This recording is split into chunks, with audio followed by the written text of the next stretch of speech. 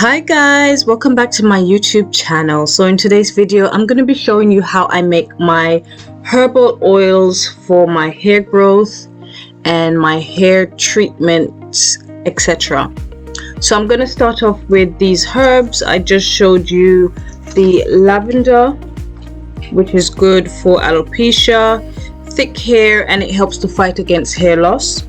I also showed you the rosemary ground herb, which is good for preventing thin hair, preventing dry scalp. It acts as a hair cleanser because it's antibacterial and it adds shine.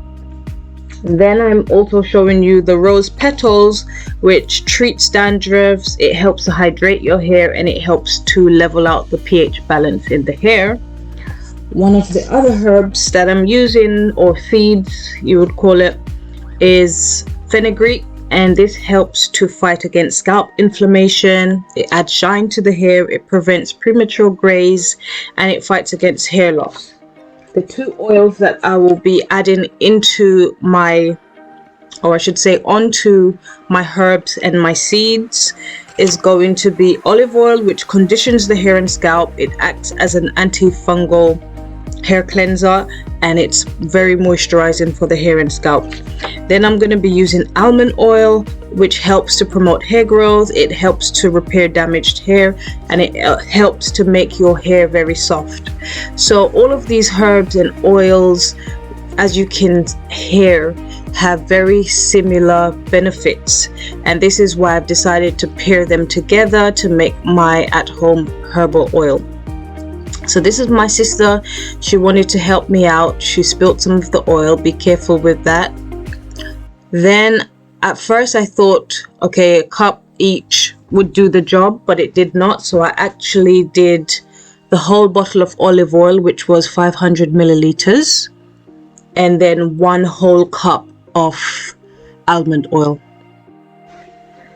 So 1 cup equals 237 milliliters, and if you add that with the 500 milliliters of olive oil, you will get a total of 737 milliliters. So this is how much oil I prepared on that day.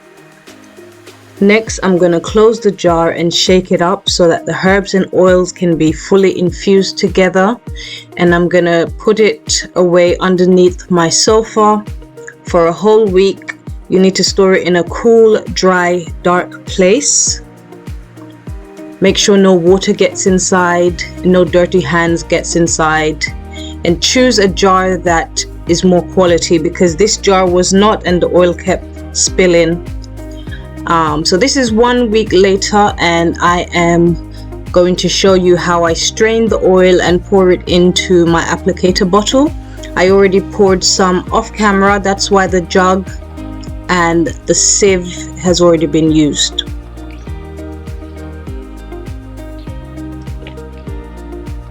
So be careful because it gets everywhere. This is a messy process.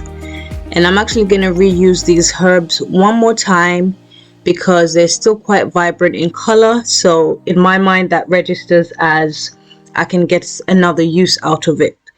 And that's what I'm going to do before throwing it away.